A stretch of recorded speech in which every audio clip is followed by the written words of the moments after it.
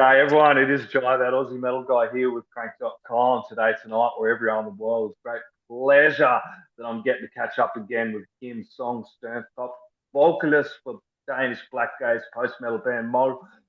We did chat around the Diorama era. Now the band are back with their most ambitious album yet, Dreamcrush, which is dropping Thank you, mate. January 30th via Nuclear Blast. It is an album that stretches across 11 tracks. It does dig deep into how our dreams can both sustain and crush us. Does push their Blackgaze sound into new territory. You would do explore deeper baritone tones as well with your vocals. Danish and English lyrics, which I've been struggling to understand. But since I found out my great grandfather immigrated from Denmark, I feel really connected with that side of things as well, mate. You've also got aesthetic That's so art cool. inspired by German Danish expressionist Emil Node. Kim, absolute fucking pleasure to join you again, mate. As you can tell by the intro, thank you so very much, mate. Thank you for having me again, Jai. I really enjoyed our chat like last time. That was so good. Yeah, so did I. As did the Diorama album. That was an album that really stuck with me. I just like when I first heard you guys, I was just blown away, and that was an album for 2021 that just was a real highlight for me, and it stuck through right till this one has dropped. And now we're here with Dream Crush. It's about 4 years later, longest gap between records. What did those years look like for you? Musically and artistically for Mole, both personally and creatively. Mm. I think it provided us with enough time actually to do things in a way, in a fashion where it felt not as rushed as Diorama. I don't know if you remember how we talked about it last time, but like Diorama was very much a jigsaw puzzle, especially recording, especially the whole like production thing. So like lockdown, everybody goes out to the studio at two Madsen, uh, him trying to piece things together. It's not that it wasn't like planned, but it felt um, you know I think some things takes if you want to do some things, it's the some people work really well under pressure. I think we as a group don't necessarily. Like we are a functioning uh, outfit live wise and writing wise, but um, I think we've had time, especially Nikolai and Ken, to reconnect. They are the main songwriters. There's a lot about the songwriting that has been had more time to, you know, accumulate and change into something that we feel is um, as representative of Møl 2026. It does. It does feel very. The album to me, I'm absolutely loving the album, and I know all the fans will as well. It Thank feels you. more intentional. It feels more cohesive. Just from the start right through to the. I love Diorama as well. It's an amazing album. This one Mm. just feels another step up. You guys have really pushed yourself on this. Instrumentally, musically, lyrics, your vocals, the whole thing, and from start to finish, it just feels very intentional. It feels cohesive from the intentional song titles, their Dream Crush. And when people get the album, they'll understand the whole, You got that. exactly. And tell me, was that was obviously a something he's had thought about, as we talked about in that Diorama album, being that jigsaw puzzle. So this one, you've obviously took your time a little bit more with it, and it does show that. Do you feel that as well? I think mm, we have five people in our mid 30s, and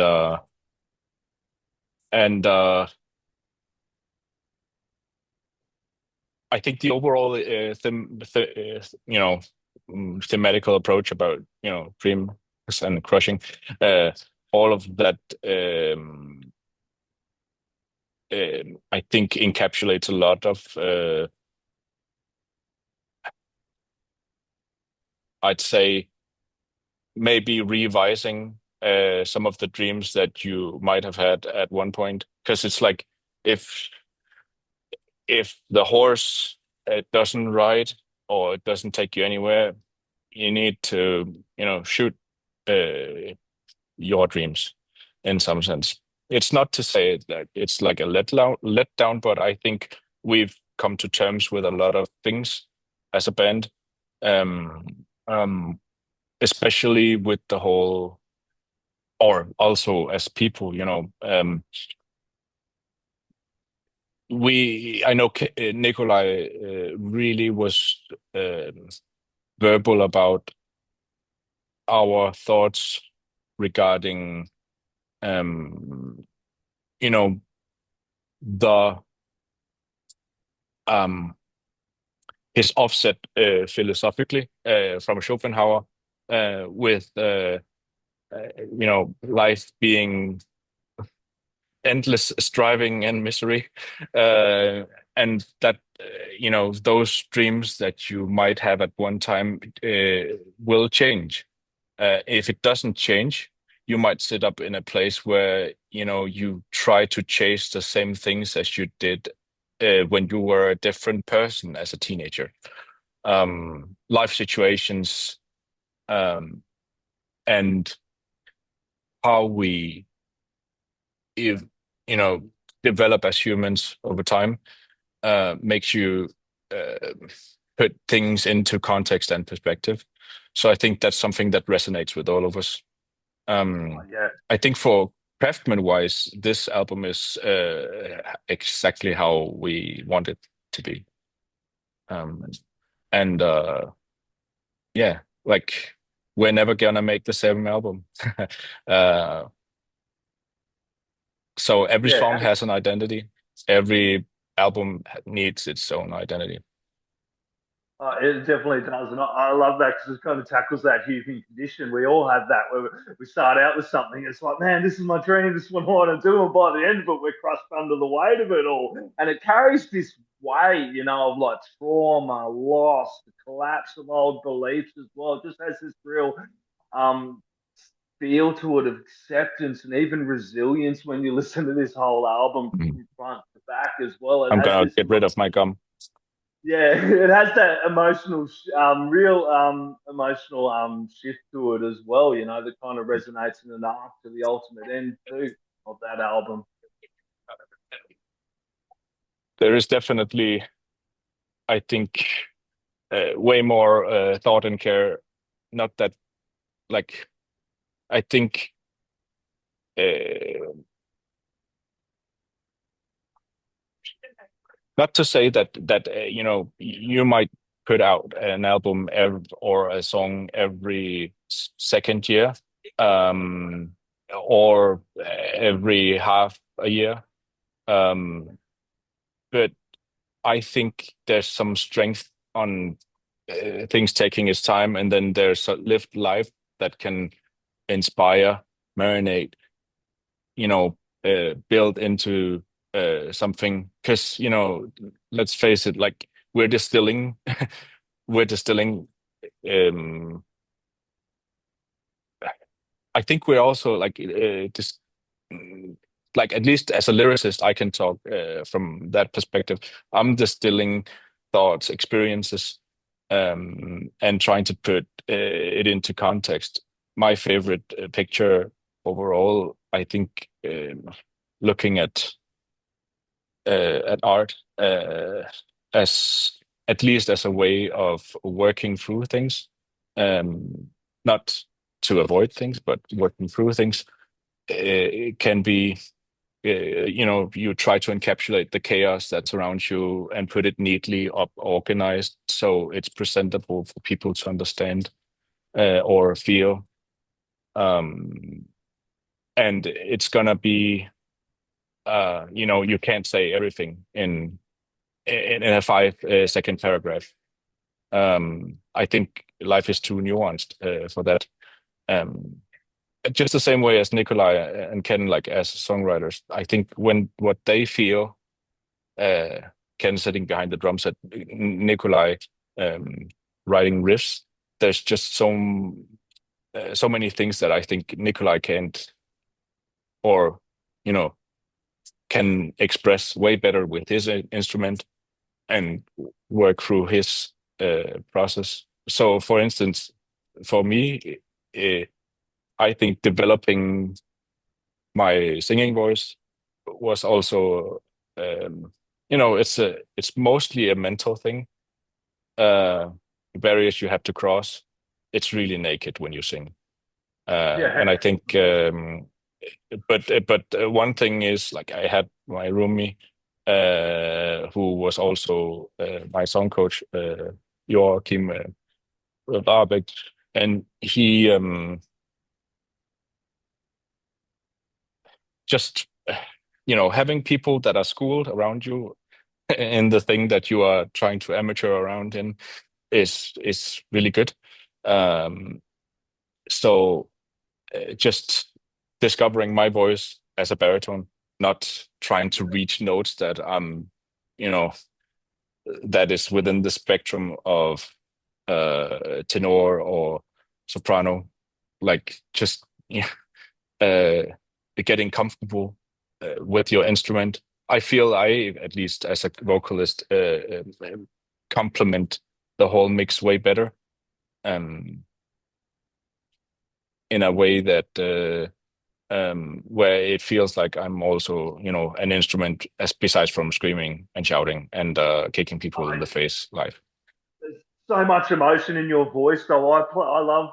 I played you to someone who hadn't heard you guys the other day, and they were just blown away because you can just portray this much emotion from absolute hurt, emotion, pain to just joy to this just uplifting rage, this release, and you feel that with you when you're listening to the music. I just feel this release at times when you hit those notes and you just go from here to there, and I'm just like.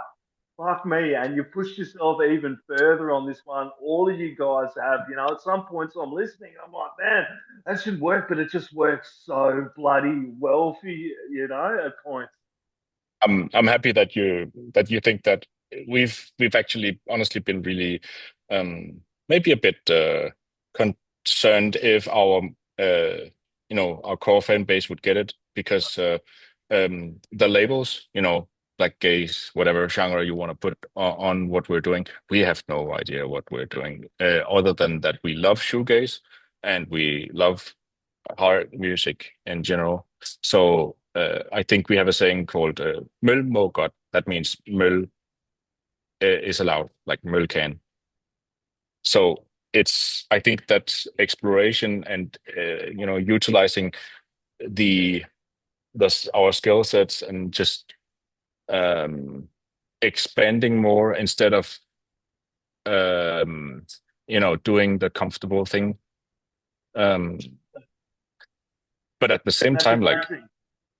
most of these songs, like they're not as fast as many of the older ones. I like But how you put. I love that's one thing though that you have done. Like with each album, you haven't just been happy to go. Okay, then this is what we're doing. This is yours. We're just going to stick with this. You've done yours. Then you push yourself a little bit more with Diorama. I love artists that are always pushing the boundary a little bit more. You haven't done anything like totally out of the ordinary. You've just done pushed it a little bit more and pushed mhm, it sonically, done something different. But this is mold. This is absolutely amazing as well. It's your most expensive track list as well, which is 11 songs. So you've been able to give the album, like you said, more time to breathe, to open up, and you went into that it's songwriting with that bigger scope in mind, obviously. it's depths and layers, and I think Yep. layering has always been our approach. So having more and more, like I think we still stick to the wall of sound, but I think just the fact that leads are playing a big part, guitar leads play such a big part, and also the drumming. Like I adore Ken for being one of the most versatile, but also not trying to do a Portnoy, not trying to do everything at once, but um, doing things that serve the song. You can do progressive stuff, but as long as it's cohesive and it doesn't feel like just smashed together, but that there's this is gonna sound trite, but organic. It feels like it grows. That's at least the flow. Uh, and I think you can also see it like in the artwork, the progression in some ways. Like we like, yeah, as I've said before, with the identity of each album to have something distinct.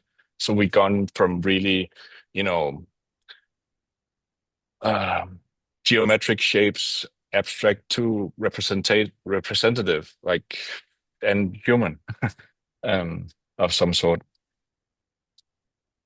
Yeah, and I want to talk about a couple of singles as well that come out. So, Young, Yeah.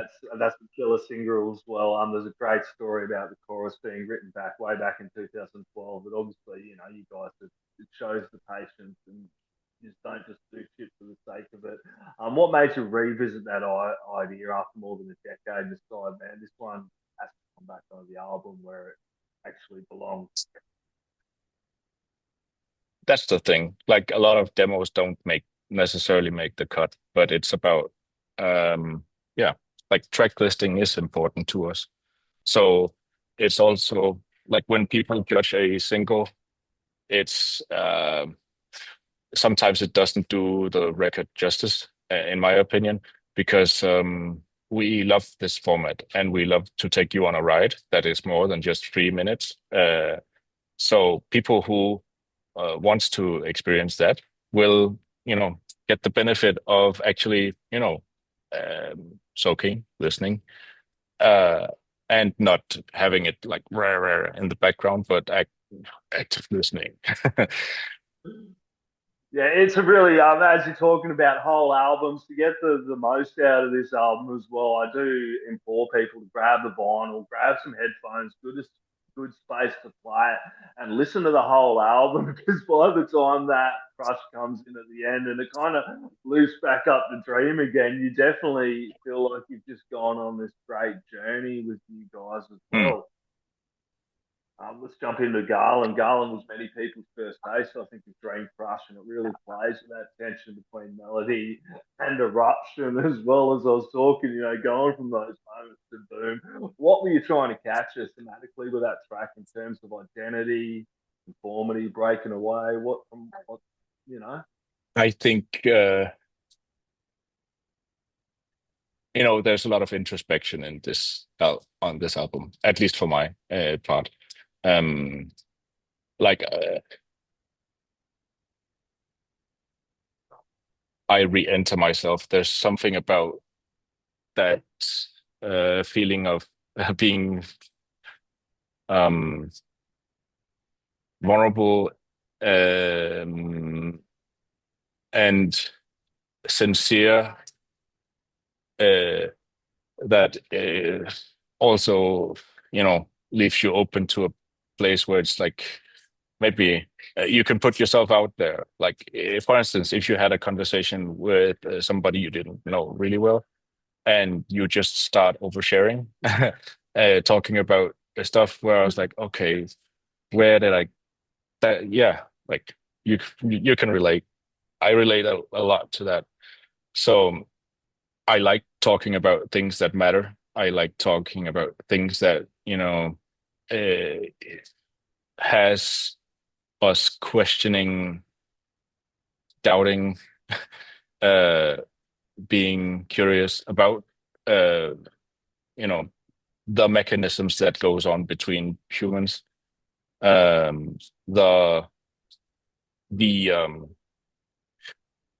just the fact that when I was sitting in my room as a 15, 16-year old, I was, I don't know if I was necessarily dreaming about, performing like this because I never saw myself as that, but I was really thinking um, about, and I think dreaming a lot about stuff where I today would be looking at that bloke and being like, seriously, like you, Yep. you not to say that you shouldn't chase some things, but I think you also reach certain times in your life where you have to own in on some certain things.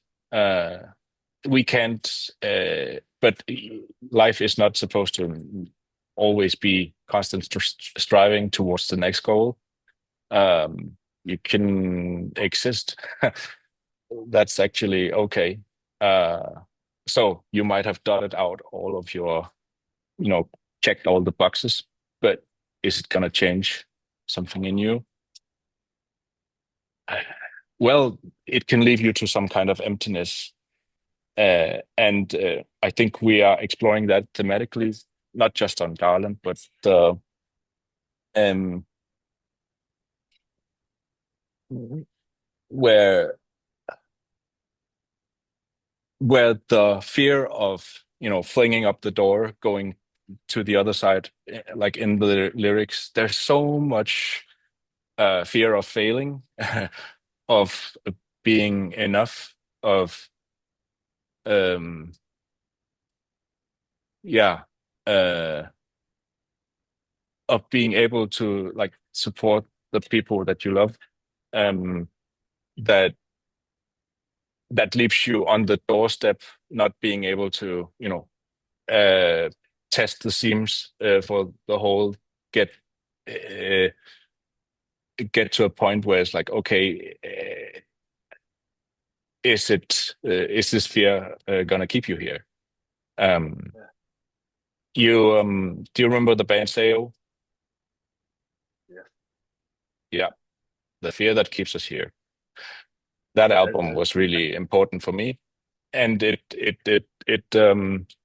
encapsulates a lot of at least that emotion that I tried to explore in Garland, because Garland also like means uh dressing something up, making it yeah. look better, uh for certain occasions. But are you still okay sitting there with that person that you're supposed to talk with, or that relative, or where you keep up that appearance?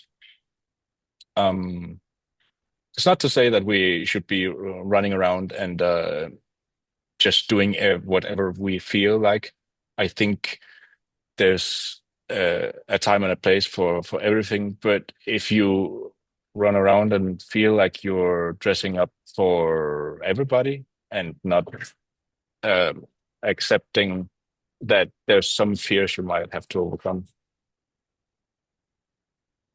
Exactly. that's Garland. It's kind of that's it. It's like chase your dreams, but don't let them crush you as well. Remember while you're bloody doing them. It kind of comes full circle to listening to this whole fucking album. Kim, I could talk for ages with you, mate. I can't wait to catch up with you again next time. Hopefully, get you down under. I know Yeah, you guys are about to hit sure. Europe to celebrate the release of this album as well. You Mhm. get a whole bunch of shows for Europe as well. I'll chuck in links for that. Thank you. It's always a pleasure catching up with you. Everyone watching this or reading, You the too. new mod album Dreamcrush is out January 30th by Nuclear Blast. Make sure you spin the full record front to back. Check Hmm. out the singles, Young, Garland, and Crush, and everything else that's out from these guys right now. Kim, last words, shout outs, thank yous are all on you, my friend.